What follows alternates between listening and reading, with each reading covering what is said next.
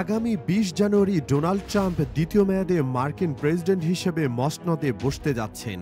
ট্রাম্পের অভিষেকের আগে ইরানের প্রেসিডেন্ট মাসুদ পেজেশকিয়ান ও রাশিয়ার প্রেসিডেন্ট ভ্লাদিমির পুতিন একটি অংশীদারিত্ব চুক্তি স্বাক্ষর করেছেন, যা বিশ্বের সবচেয়ে কঠোর নিষেধাজ্ঞাপ্রাপ্ত দুটি দেশের মধ্যে অংশীদারিত্বকে আরও গভীর করেছে। শুক্রবার বার্তা সংস্থা রয়টার্সের এক প্রতিবেদনে এ তথ্য জানানো হয়েছে। ওই প্রতিবেদনে বলা হয়েছে, ইতোমধ্যে রাশিয়া পৌঁছেছেন ইরানের প্রেসিডেন্ট। মস্কোতে তিনি রুশ প্রেসিডেন্ট ভ্লাদিমির পুতিনের সঙ্গে বৈঠক করবেন। সেখানে কৌশলগত অংশীদারিত্ব চুক্তি স্বাক্ষরের কথা রয়েছে। ইরান ও রাশিয়ার কর্মকর্তারা বলছেন, এই কৌশলগত অংশীদারিত্ব চুক্তি বাণিজ্য ও সামরিক সহযোগিতা থেকে শুরু করে বিজ্ঞান, সংস্কৃতি এবং শিক্ষাক্ষেত্রগুলোকেও অন্তর্ভুক্ত করে। শুক্রবার মস্কোতে পেজেশকিয়ানের সাথে এক যৌথ সংবাদ সম্মেলনে পুতিন এই চুক্তিকে রাশিয়া, ইরান সহ সমগ্র অঞ্চলের স্থিতিশীল ও টেকসই উন্নয়নের জন্য পরিস্থিতি তৈরির একটি বাস্তব অগ্রগতি হিসেবে প্রশংসা করেন। দুই দেশের প্রেসিডেন্টের এ বৈঠকে বৈশ্বিক ও আঞ্চলিক বিভিন্ন গুরুত্বপূর্ণ বিষয় নিয়ে আলোচনা হয়, যার মধ্যে অন্যতম হল মধ্যপ্রাচ্যের পরিস্থিতি এবং দক্ষিণ ককেশাসে সাম্প্রতিক উন্নয়ন ইস্যু। ক্রেমলিন এর আগে বলেছিল, এই চুক্তি তেহরান ও মস্কোর মধ্যে সামরিক, রাজনৈতিক এবং বাণিজ্য অর্থনৈতিক সম্পর্ককে আরও উন্নত করবে। তবে চুক্তির সুনির্দিষ্ট বিষয়গুলো এখনও অপ্রকাশিত রয়েছে। পেজেশকিয়ান বলেন, দুই দেশ সম্পর্কের ক্ষেত্রে, বিশেষ করে বাণিজ্যের ক্ষেত্রে এক নতুন অধ্যায়ে প্রবেশ করেছে। নেতারা বলেন, দুই দেশ রাজনীতি, নিরাপত্তা, বাণিজ্য, পরিবহন এবং জ্বালানি সহ বিভিন্ন ক্ষেত্রে সহযোগিতা জোরদার করবে। এই চুক্তিকে দুই দেশের মধ্যে দীর্ঘমেয়াদী সহযোগিতা এবং কৌশলগত সম্পর্কের জন্য অন্যতম গুরুত্বপূর্ণ পদক্ষেপ হিসেবে বিবেচনা করা হচ্ছে। দুই দেশের কর্মকর্তারা জানিয়েছেন, প্রতিরক্ষা, সন্ত্রাসবিরোধী লড়াই, জ্বালানি খাত, অর্থনীতি, পরিবহন, শিল্প, কৃষি, সংস্কৃতি, বিজ্ঞান এবং প্রযুক্তি সহ সব খাতেই এ চুক্তি সহযোগিতার ভিত্তি স্থাপন করবে। এর আগে এই চুক্তি নিয়ে রয়টার্স জানিয়েছে, এ বৈঠকে ইরানের পারমাণবিক কর্মসূচি সংক্রান্ত বিষয়গুলো আলোচনার কেন্দ্রবিন্দুতে থাকবে।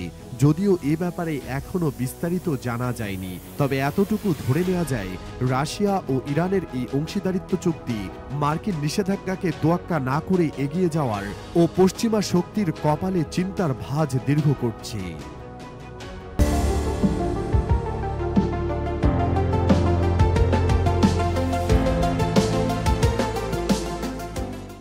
স্মরণকালের ভয়াবহ দাবানলে পুড়ে ছাই হয়েছে যুক্তরাষ্ট্রের ক্যালিফোর্নিয়া অঙ্গরাজ্যের বাণিজ্যিক শহর লস অ্যাঞ্জেলেসের বেশিরভাগ এলাকা। এখন আগুন নিয়ন্ত্রণে এলেও ঝুঁকি কাটেনি বাসিন্দাদের। স্থানীয় কর্মকর্তারা তাদের ক্ষতিগ্রস্ত এলাকাগুলো থেকে দূরে অবস্থান করার নির্দেশ জারি করেছে। আগুনে বিদ্যুৎ ও গ্যাসের লাইন পুড়ে যাওয়ায় বেশ কিছু ঝুঁকি তৈরি হয়েছে। এছাড়া আগুনে পুড়ে বিষাক্ত যে বর্জ্য সৃষ্টি হয়েছে তা শরীরের জন্য মারাত্মক ঝুঁকি সৃষ্টি করতে পারে বলে সতর্ক করেছেন কর্মকর্তারা। আগামী সপ্তাহের শুরুতেই আরও এক দফা সান্তা আনা বাতাসের হুঁশিয়ারি দিয়েছেন দেশটির আবহাওয়া অফিস। বাসিন্দাদের আরও এক সপ্তাহ ঘরবাড়ি থেকে দূরে থাকার নির্দেশ দিয়েছে কর্তৃপক্ষ। ভয়াবহ দাবানলে লস অ্যাঞ্জেলেসের 12,000-এর বেশি স্থাপনা পুড়ে গেছে। শেষ খবর পাওয়া পর্যন্ত উদ্ধারকারী দল 27টি মরদেহ উদ্ধার করেছে। এর মধ্যে প্যালিসেডসে 10 ও ইটনে 17 জন মারা গেছেন। মৃতের সংখ্যা আরও বাড়তে পারে বলে আশঙ্কা করা হচ্ছে। শুক্রবার 17 জানুয়ারি লস অ্যাঞ্জেলেস টাইমসের এক প্রতিবেদনে বিষয়টি নিশ্চিত করা হয়েছে।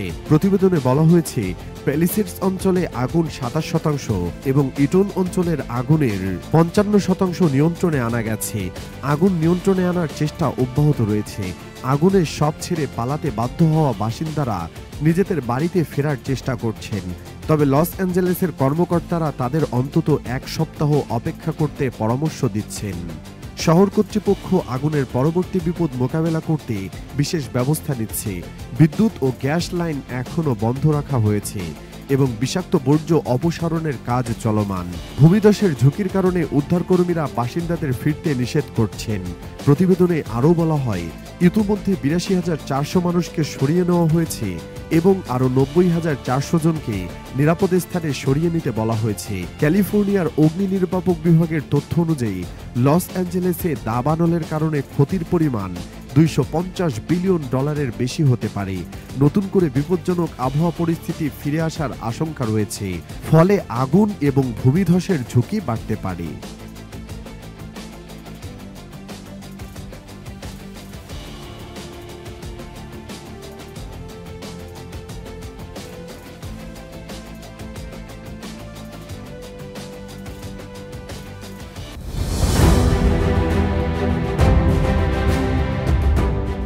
দীর্ঘ 15 মাস ধরে গাজা যুদ্ধ চলার পর অবশেষে যুদ্ধবিরতিতে পৌঁছেছে ইসরায়েল ও হামাস। দীর্ঘ এই আগ্রাসনে এখন পর্যন্ত সেখানে 46,876 ফিলিস্তিনি নিহত হয়েছেন।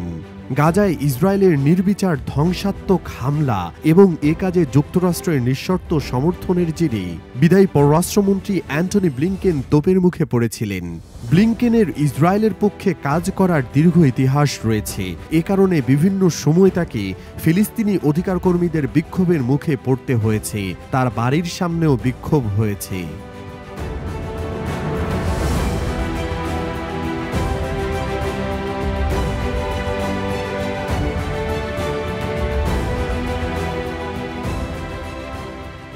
এ সপ্তাহে ওয়াশিংটন ডিসিতে আটলান্টিক কাউন্সিলে ব্লিংকেন বক্তৃতা দেওয়ার সময় বেশ কয়েকজন অধিকার কর্মী তাকে গণহত্যার পররাষ্ট্রমন্ত্রী বলে স্লোগান দেন।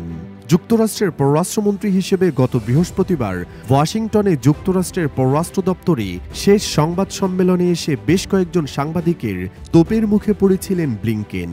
ফিলিস্তিনের গাজায় নির্বিচার হামলা চালিয়ে মানুষ হত্যাকারী ইসরায়েলকে সমর্থনের জন্য ওই দিন তাকে প্রশ্নবাণে জর্জরিত করেন সাংবাদিকেরা। সেখানে হট্টগোল এমন পর্যায়ে পৌঁছেছিল যে নিরাপত্তা কর্মীদের 2 সাংবাদিককে জোর করে ওই কক্ষের বাইরে নিয়ে যেতে দেখা গিয়েছিল। গাজায় ইসরায়েলি নৃশংসতা অ্যান্টনি ব্লিংকেনকে বাকি জীবন তাড়িয়ে বেড়াবে বলে মনে করেন সাবেক মার্কিন কূটনীতিক হালা রারিদ। রারিদ বলেন, নিশ্চিতভাবেই ইতিহাস তার বিচার করবে এবং এখনই ওই কাজ শুরু হয়ে গেছে। গাজা যুদ্ধে ইসরায়েলের প্রতি যুক্তরাষ্ট্রের সমর্থনের প্রতিবাদ জানাতে গত বছর এপ্রিলে পদত্যাগ করেছিলেন হালা রারিদ। তিনি মার্কিন পররাষ্ট্র মন্ত্রণালয়ে কাজ করতেন। টেলিফোনে এক সাক্ষাৎকারে রারিদ আল জাজিরাকে বলেন, গাজায় নির্যাতন ও নিপীড়নের তথ্য প্রমাণ থাকা সত্ত্বেও প্রেসিডেন্ট জো বাইডেন প্রশাসন যুক্তরাষ্ট্রের নিজেদের করা আইন কানুন উপেক্ষা করে ইসরায়েলকে অস্ত্র সরবরাহ করে গেছে। রারিদ আরও বলেন, তারা ইচ্ছাকৃতভাবে যুক্তরাষ্ট্রের আইন লঙ্ঘন করেছে এবং আইনকে উপেক্ষা করে গেছে। এই ইচ্ছাকৃত শব্দটি আমি একদমই হালকাভাবে বলিনি। যখন আমি একজন কূটনীতিকের দায়িত্ব গ্রহণ করি তখন যুক্তরাষ্ট্রের সংবিধানের সুরক্ষার শপথ নিয়েছিলাম।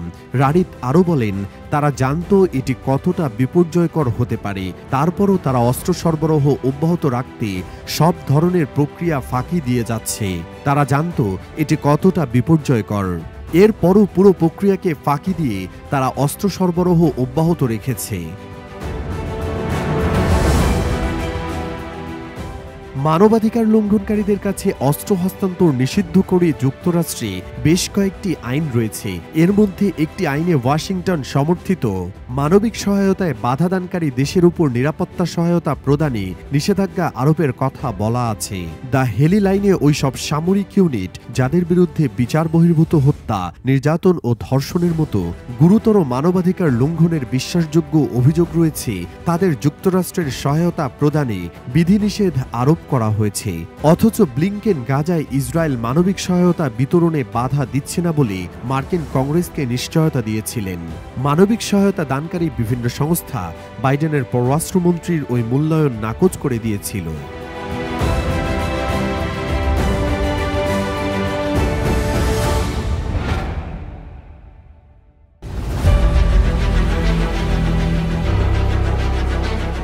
বর্বর ইসরায়েল 2023 সালের 7 অক্টোবর গাজায় যে নৃশংসতা শুরু করেছিল, কোনো লক্ষ্য অর্জন করতে না পেরেই অবশেষে যুদ্ধবিরতি চুক্তির অনুমোদন দিয়েছে ইসরায়েলের প্রধানমন্ত্রী বেনিয়ামিন নেতানিয়াহুর নেতৃত্বাধীন যুদ্ধকালীন মন্ত্রিসভা। শনিবার ভোরে এক বিবৃতিতে এ তথ্য নিশ্চিত করেছে দেশটির প্রধানমন্ত্রীর দপ্তর। ইসরায়েলি এই আগ্রাসনের বিরুদ্ধে শুরু থেকেই নিপীড়িত ফিলিস্তিনিদের হয়ে দখলদার ইসরায়েলকে কঠোর জবাব দিয়ে আসছিল লোহিত সাগরের ত্রাস ইয়েমেনি হুথি যোদ্ধারা।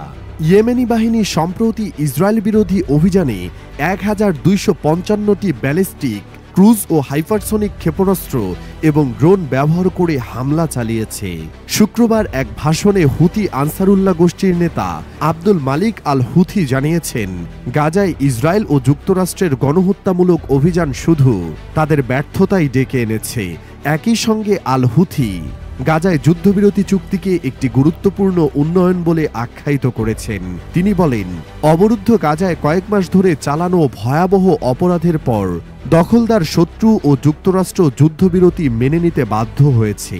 এই চুক্তিকে ইসরায়েল ও যুক্তরাষ্ট্রের ব্যর্থতা উল্লেখ করে আনসারুল্লাহ নেতা বলেন, ইসরায়েল ও যুক্তরাষ্ট্র গাজায় আক্রমণের জন্য স্পষ্ট লক্ষ্য নির্ধারণ করেছিল, কিন্তু তারা তাদের লক্ষ্য অর্জনে ব্যর্থ হয়েছে।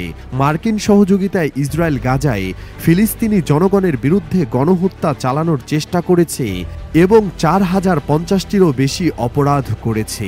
এ সময় ইয়েমেনি সশস্ত্র বাহিনী ইসরায়েল বিরোধী অভিযান সম্পর্কে আল হুথি জানান, আমরা ইসরায়েলের বিরুদ্ধে 1255টি ক্ষেপণাস্ত্র ও ড্রোন ব্যবহার করেছি। প্রাথমিক পর্যায়ে মার্কিন বিমানবাহী রণতরীগুলো যদিও কিছু ক্ষেপণাস্ত্র আটকাতে সক্ষম হয়, তবে এখন তারা প্রতিরক্ষা করতে ব্যর্থ এবং পালিয়ে বেড়াচ্ছে। আল হুথি এ সময় হামাসের প্রশংসা করেন এবং উল্লেখ করেন যে ইসরায়েলের প্রচেষ্টা সত্ত্বেও গাজার প্রতিরোধ গোষ্ঠীকে ধ্বংস করতে পারেনি। সব ধরনের অপরাধ, নিপীড়ন, ধ্বংস এবং হত্যার পরও ইসরায়েল ও আমেরিকা কেবল ব্যর্থতাই অর্জন করেছে, যোগ করেন তিনি। এছাড়া আল হুথি এ সময়ে আরব ও ইসলামী দেশগুলোর নীরবতা ও নিষ্ক্রিয়তারও সমালোচনা করেন। তিনি বলেন, গাজার জনগণের উপর চালানো নিপীড়ন একটি স্পষ্ট বিষয় যা অস্বীকার বা উপেক্ষা করা যায় না। সেই সঙ্গে ইসরায়েলকে বিশ্ব সংস্থার সদস্যপদ থেকে বহিষ্কার করতে জাতিসংঘের প্রতি আহ্বানও জানিয়েছেন আল হুথি। তিনি বলেন, জাতিসংঘে ইসরায়েলের উপস্থিতি ন্যায় বিচার থেকে অনেক দূরে।